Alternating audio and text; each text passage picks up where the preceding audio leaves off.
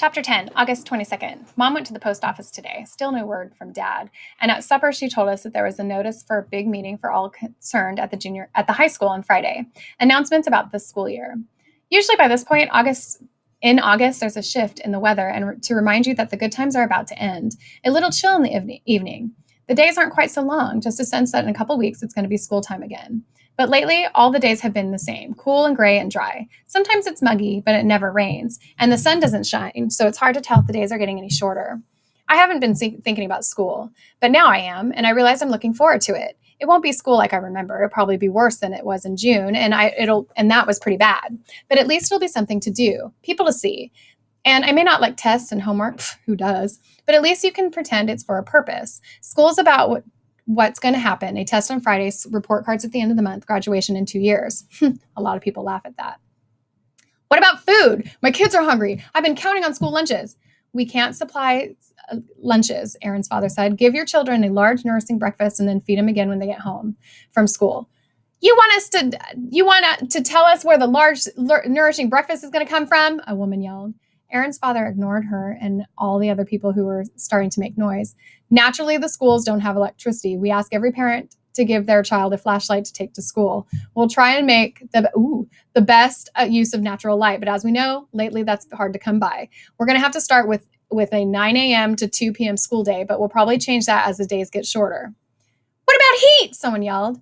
I have to give Aaron's father credit. I've been running out of there by then, but he just took it. The schools are heated by natural gas. I spoke to the vice president of the company last week. He was unable to assure me that there would be natural gas going through the pipelines much past September. Wait a second. Is it just for the schools or everybody? Everybody, Aaron's father said. Believe me, I questioned him carefully about that. The man I spoke to said the best case estimate right now is gas supplies to end by October. Even for the hospital? They have electricity. Will they have heat too? I can't speak for the hospital, Aaron's father said. Perhaps they have some electrical heating system. The schools don't. We're dependent on natural gas. We could assume that we won't have any by October. So you want my kids to walk 10 miles to starve and freeze at school? Is this what you're telling us? Aaron's father just plowed on. In case there's any uncertainty about this, there'll be no after-school activities, he said, and many of the high school classes can no longer be offered. We're going to try to divide teachers as evenly as possible between the two schools, and we'll think there'll be enough teachers. No one should assume that a teacher or subject will be available. No science or gym. We're fortunate Mrs. Underhill, the school nurse, will still be working with us. She'll divide her days between schools. She requested that if a child complains of any discomfort, the child not be sent to school. We have no way of contacting parents if a child needs to be sent home, and naturally, we're concerned that an infected child could make classmates sick as well. How do we know Mrs. Underhill is going to stay on? Or teachers, what if they decide to get the hell out of here? That might happen, Aaron's father said. None of us can be certain what the next month is going to be like, or the month after that. We're trying to do the best we can, and that's our opinion, that even a little bit of school is better than none. If you think your children would be better off homeschooled, simply go to one of the two schools, sign up for grade appropriate texts. He stood for a long moment, brave moment, said, any other questions? It turned out there were lots of them, but mostly had to do with natural gas. I guess this was the first people heard the supply was going to run out. It wasn't until I got home that I realized we use natural gas for the stove and the water heater. I asked Mom about that, and she said we'd cook our food and heat our water on the wood stove, so we'd be okay. She says she doesn't know what people who don't have wood stoves are going to do, but she guesses they'll move out or try down south or something. Although she heard on the radio this morning that North Carolina has already had a frost, so she isn't sure things are much better anyplace else. No one's crops are doing well because there's been no sunlight anywhere for a month, or rain for that matter. So we're all going to freeze and starve no matter where we live. She didn't exactly put it that way. Actually, she said we'd be fine because we have heat and food and each other. She also told Johnny and me to think about school. If we want to give it a try, that's fine by her. If we want to stay home, she and Matt would teach us, and that would be also fine. We shouldn't worry if one of us wanted school and the other wanted to stay home. We should each decide what we wanted for ourselves, and she would go along with the decision. I think I'm going to give school a try. It's going to be so weird, school without Megan and Sammy and Dan and most of the other kids I know, but I'm not used to weird by now. I don't know when I'll be. August 27th. Mom says we're about equidistant from Maple Hill and the high school, and she doesn't think anyone will care which school we pick. But if we decide to go to school, she'd prefer it if Johnny and I went to the same one. I talked to Johnny about it this afternoon. He said he wasn't crazy about going to school, but if he did, he'd rather go to Maple Hill. I guess because it's familiar to him. Of course, I'd rather go to the high school. Maple Hill is really a baby school, K through 3. I don't even know if I'd fit in the desks, which is funny because Johnny's taller than I am. August 28th, an all bad day. First of all, my watch stopped. I guess it needs a new battery, only it isn't like I could get a lift to the mall and have a new one put in. The clock in my bedroom is electric, so that hasn't run for weeks now. It used to be I could look at the window and get some sense of what time it was. Oh, not if it was like 2 a.m. rather than 3 a.m., but dawn looked different than midnight. Only with the sky gray all the time, dawn's harder to recognize. You can sort of see the sky is lighter, but there's nothing like sunrise anymore. So when I'm out of bed, I have no idea what time it is, and I don't know why that should be important to me, but it is. When I finally did get out of bed this morning, my mom looked super grim. We had a choice of bad news. First of all, there was a killing frost last night. Leaves are already falling off the trees, and now any plants that were outside have died. It feels like late October, and we all know if it's like this in August, it's going to be a hell this winter. Mom had brought in what she could of the vegetables she planned last spring, but of course nothing had done very well. Tiny tomatoes, tinier zucchini. We were glad for them and sauteed in olive oil. They're a real treat, but her dreams of canning pints and pints of vegetables vanished, and I know she's worried about our food supply in a couple of months' time. We spent today digging out the root vegetables, the potatoes and carrots and turnips she planted. They all look smaller than normal too, but at least they're something we can eat for them for a few days and save on canned food. Then Mom was through telling us about killer frost. She said the past 2 days when she turned on the radio, she hadn't gotten any signal. We had 3 radios with batteries, and she tried all of them. We tried all of them because nobody wanted to believe her. But of course, she was telling the truth. All any of us got was static.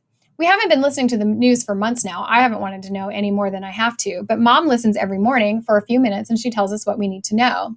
Now we won't know what we need to know. I guess the radio stations ran out of electricity.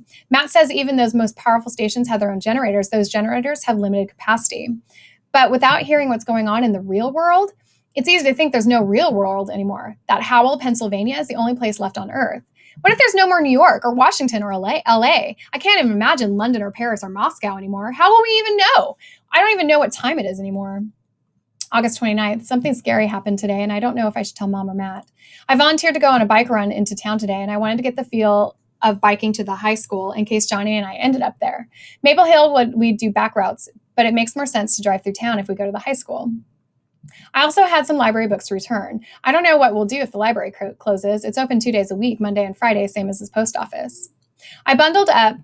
Temperature was 42, and the way the air tastes and how dark it is all times makes you feel colder. Loaded the bike and started towards town. I was pedaling downhill on Main Street when I felt like something was different. It took me a moment to figure out what it was, and then I realized I could hear people laughing.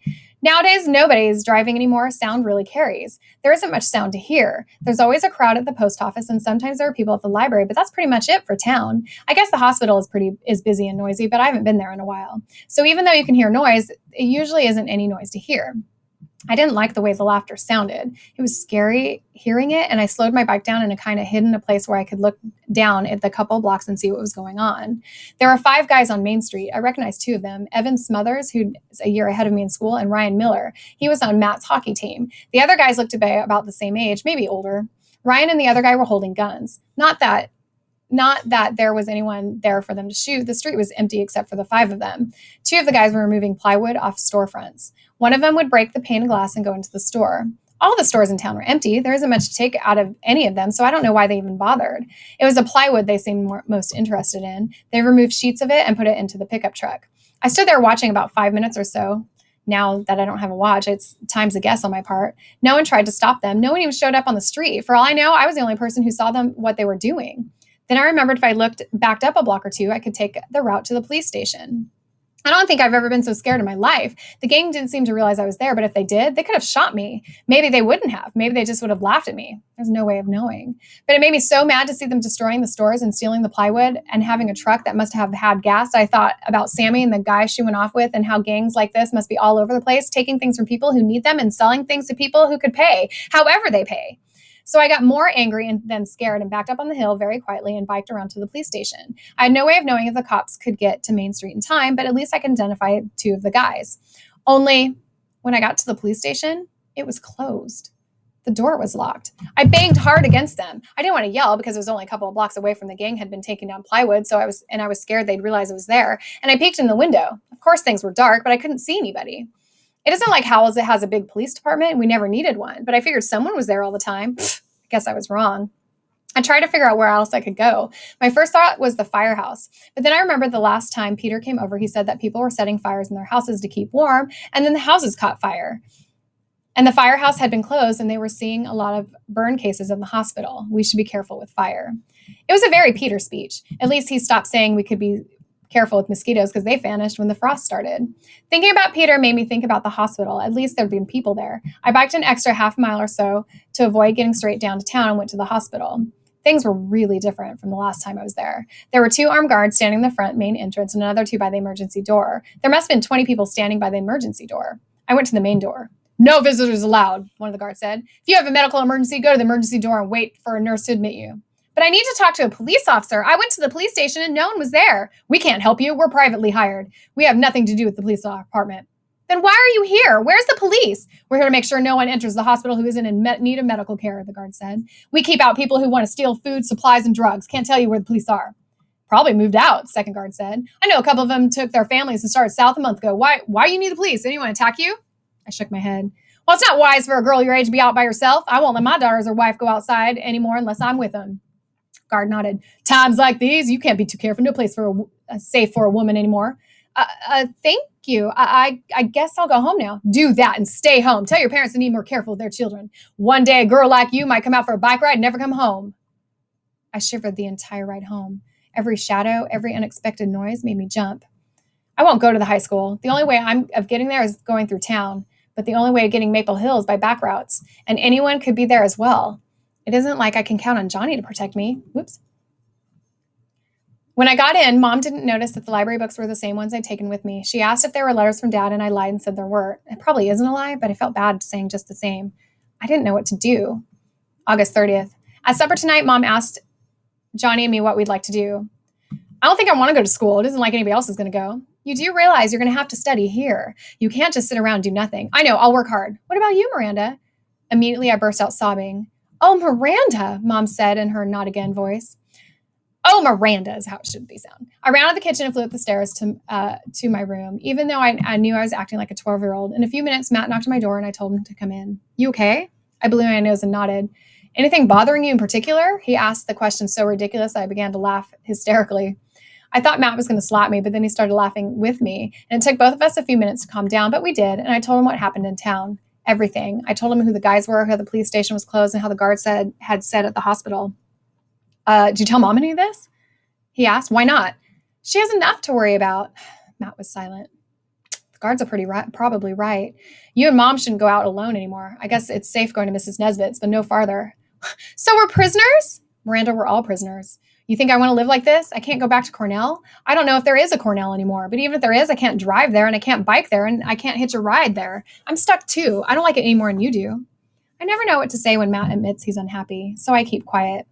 "You're right about school. It's not a good idea to go to town anymore. I'll go to the post office and library from now on. But if you want to go to Maple Hill, I'll go with you in the morning and pick you up in the afternoon." I thought about it.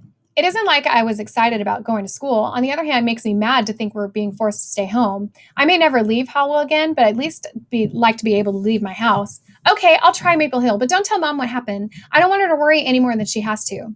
Matt nodded. "Well, I guess tomorrow's my first day of school." Woohoo!